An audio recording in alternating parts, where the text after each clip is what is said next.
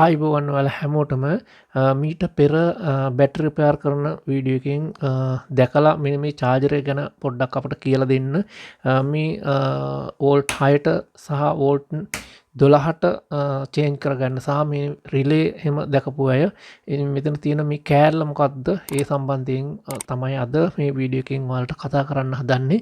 ඉතින් මම කෙටියෙන් අද කියලා දෙන්නම් මේ දේවල් කොහොමද හදාගන්නේ කියලා. බැටරි චාර්ජරයට අදාළ ට්‍රාන්ස්ෆෝමර් එක ඔතාගන්න හැටි මම කලින් වීඩියෝ එකක් කරලා ඇති. ඔයාලට පුළුවන් මේ වීඩියෝ එක බැලුවේ නැත්නම් බලන්න මේ වීඩියෝ එකට උඩින් හෝ මේ වීඩියෝ එක පහළ ලින්ක් එක දාලා තියන්නම් ට්‍රාන්ස්ෆෝමර් එක වෙනස් කරලා ඔතා ගන්න හැටි ඒ වීඩියෝ එකෙන් බලලා ඔයාලට පුළුවන් වෝල්ට් 6ට හෝ වෝල්ට් 12ට වෝල්ට් 14.5ට කැමති ගානකට ඔයාලට වෙනස් කරලා හදා ගන්න පුළුවන් හැටි සරලව ඔයාලට කියලා දීලා ඇති. ඒ වීඩියෝ එක බැලුවොත් ඔයාලට පුළුවන් වෙයි කියලා මම හිතනවා. ඒ විදිහට ඔතලා මෙන්න මේ අද මේ බැටරි චාර්ජරයට අවශ්‍ය මෙන්න මේ විදිහට ට්‍රාන්ස්ෆෝමර් ඔතා ගන්න. ඉතින් මේකේ AC පැත්ත මේ තියෙන්නේ.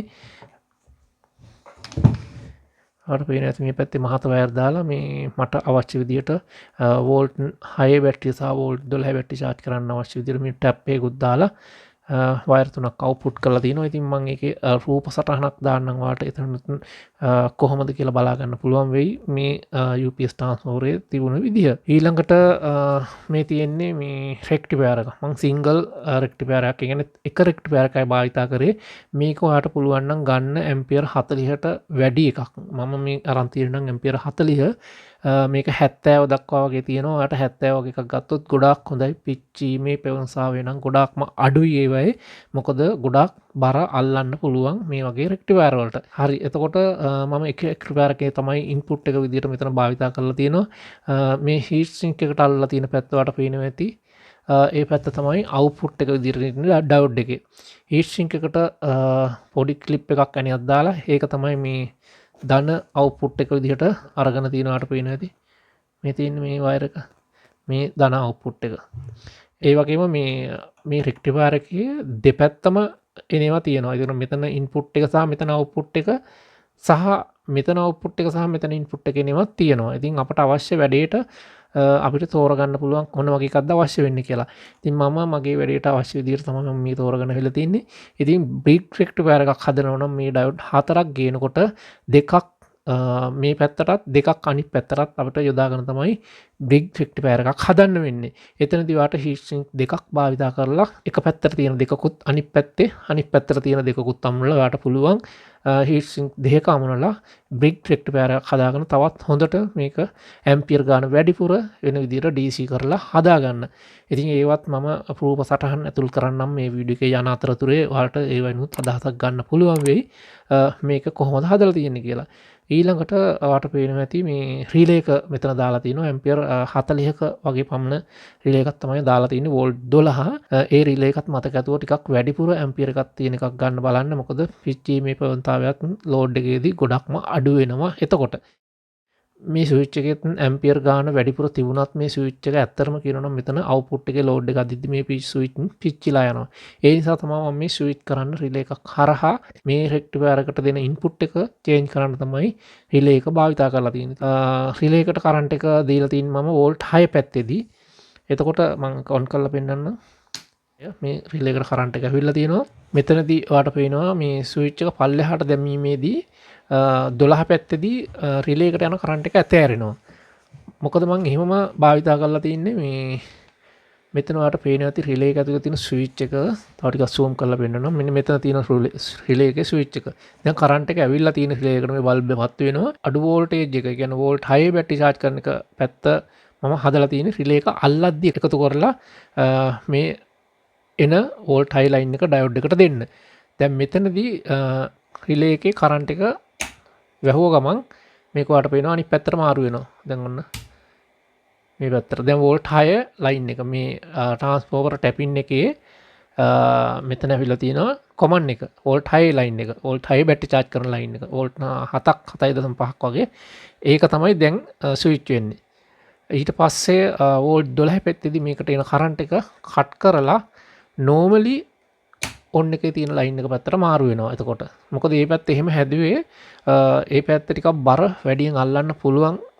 මොකද මේ සමහර විට රිලේ එකටත් කරන්ට් එක මදි වෙන්න පුළුවන්. වෝල්ට් 12 පැත්ත භාවිතා කරලා රිලේ එක ඔන් කරන්න ගත්තොත් ඒ නිසා තමයි මම මේ විදිහට හදලා තියෙන්නේ. කිසිම ගැටලුවක් නැහැ. ඔයාලට මේ විදිහට පාවිච්චි කරන්න පුළුවන්. වෝල්ට් 6ට දානකොට විතරයි රිලේ එකට කරන්ට් එක එන්නේ. මේ පැත්තේ ඕෆ් විදිහට තමයි ස්විච් එක පාවිච්චි කරලා තියෙන්නේ. ස්විච් එකේ කොටස් වයර් දෙකයි පාවිච්චි කරලා තින්නම රිලේ එකට කරන්ට් එක එන්නේ. වෝල්ට් 6 පැත්තේදී වෝල්ට් 12ක් රිලේ එකට ඇවිල්ලා මේ කොමන් එක මෙතන තියෙන කොමන් ලයින් එක මේකට ජොයින්ට් වෙනවා ඉන්පුට් එකට. එතකොට අනිත් ටැප් ට්‍රාන්ස්ෆෝමරේ තියෙන අනිත් ලයින් එක මේ පැත්තේ කොනේක ඕෆ් එකේදී අනිත් පැත්තට මාරු වෙනවා මෙතෙන්ට එන්න. ඊට පස්සේ ට්‍රාන්ස්ෆෝමරේ තියෙන අනිත් යටම පැත්ත තමයි පොදු වයර් එක විදිහට රින ඒ කියන්නේ වෝල්ට් 6ටත් 12ටත් රින විදිහට අරන් තියෙන එක පැත්තක්. ඊට පස්සේ වෝල්ට් 6 චාර්ජ් කරන්න මැද එකත් වෝල්ට් 12 බැටරි චාර්ජ් කරන්න ට්‍රාන්ස්ෆෝමරේ අනිත් කෙරවල එකත් ස්විච් කරලා තියෙන්නේ මෙන්න මේ රිලේ එක හරහා. ඒකින් රිලේ එකට කරන්ට් එක දීලා මේ ස්විච් එකෙන් වෝල්ට් 12ක් දීලා තමයි මේ රිලේ එක හරහා ස්විච් වෙලා ඩයෝඩ් එකට යන්නේ. ඊට පස්සේ අවුට්පුට් එක මේ හීට් සින්ක් එකේ මෙතන මම ඇණයක් දාලා වොෂර් නට් එකක් හරහා මම කළු වයර් එකක් දාලා තිබුණාට ඒක මම අමුල්ලා තියෙන මේ රතු පාට වයර් එකට මෙතන අට පේනවා ඇති.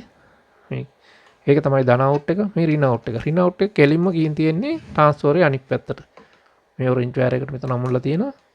ඒක යටින් ගිහිල්ලා තිනවා මෙතන යට පැත්තට. ඉතින් මෙතනත් පොඩි රෙගුලේටර් එකක් හදලා තියෙන්නේ මේ වෝල්ට් 12 IC එකක් දාලා මේ මෙතන පොඩි කන්ඩෙන්සරයක් දාලා DC කරලා මේකට දීලා තියෙනවා.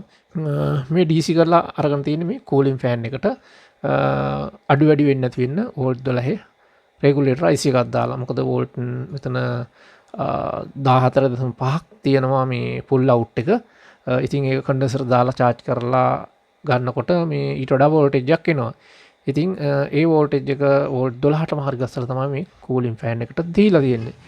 ඉතින් කූලින් ෆෑන් එක අමුල්ලා තියෙනවා මෙතනින් හුලං ඇදලා මේ ඩයෝඩ් මේ හීට් සින්ක් එකත් කූල් කරගෙන ඉතුරු ටික මේ ට්‍රාන්ස්ෆෝමරේ හරහා මේ දෙපැත්තෙන් එළියට එන විදිහට තමයි හදලා තියෙන්නේ. ඉතින් ඒ සිස්ටම් එක මේ විදිහට හදලා තියෙනවට පේනවා ඇති. ද ෆෑන් එකේ හුලං අදින පැත්ත තමයි මේ සිදුරු තියෙන පැත්තට තියෙන්නේ. මෙහෙන් සම්පූර්ණ කවරලා තියෙනවා. හුලම් මේවෙන් අදිනකොට මේක කූල් වෙනවා. කූල් කරගෙන ඉතුරු හුලන් ටික මේ ට්‍රාන්ස්ෆෝමරේ හරහා දෙපැත්තෙන් ගලාගෙන යන විදිහට තමයි මේක සෙටින් කරලා හදලා තියෙන්නේ. ඉතින් ඔන්න ඔච්චරයි. ඉතින් වැඩි දේවල් නැහැ. මම හිතනවා මේ ඔයාලට මේක පැහැදිලි වෙන්නේ නැති කියලා. ඉතින් මේකේ රූප සටහනක් මම සර්කිට් ඩයග්‍රෑම් එකක් මේ වීඩියෝ එකේ ඇතුළත් කරන්නම්. එතකොට ඔයාලට බලා ගන්න පුළුවන් වෙයි මේ රිලේ එක සහ මේ ස්විච් එක කොහොමද සෙටින් කරලා හරි ගස්සලා තියෙන්නේ කියලා. ඒ වගේම මේ ට්‍රාන්ස්ෆෝමරේ AC පැත්තේ තව වයර් දෙකක් තිබුණා. පොඩි කම්බියක් කොතලා වෝල්ට් ඒකේ තාම මට මතක විදියට 80ක් 90ක් විතර ඒ කම්බිය අයින් කරා වැඩි ඒවා. තව 19 අවුට්පුට් එකක් තිබුණා මේ පැත්තේ. පොඩි වයර් දෙකක් ඒකත් අයින් කරා. මට අවශ්‍ය විදියට ඉඩ කඩ හදාගෙන මේ විදිහට තමයි ටිකක් මහත කම්බියක් කොතලා හදාගත්තේ. ඉතින් කිසි ගැටලුවක් නැහැ. මේ ට්‍රාන්ස්ෆෝමර් ඔතන විදිහ ඔයාට මම කලින් කරපු වීඩියෝ එකෙන් ඔයාලට බලා ගන්න පුළුවන් වෙයි කොහොමද ඔතලා අපට අවශ්‍ය විදිහට පොටවල් ගන්න සෙටින් කරලා වෝල්ටේජ් එක හදාගන්නේ කියලා. ඉතින් ඔන්න ඔය විදිහට තමයි ඩයෝඩ් එක සහ ස්විච් එක රිලේ එක ට්‍රාන්ස්ෆෝමර් කූලින් ෆෑන් සිස්ටම් එකත් එක්ක චාර්ජර් එක හදාගෙන තියෙන්නේ. ඉතින් තවත් මොනවා හරි නොතේරුණ දෙයක් තියෙනවා නම් ඔයාලට පුළුවන් මේ වීඩියෝ එකට පහලින් කමෙන්ට් කරගෙන යන්න. ඉතින් එහෙනම් අද වීඩියෝ එක මෙතනින් ඉවරයි. තවත් මේ වගේම අලුත් වීඩියෝක් අරගෙන ඉක්මනටම එන්නම්.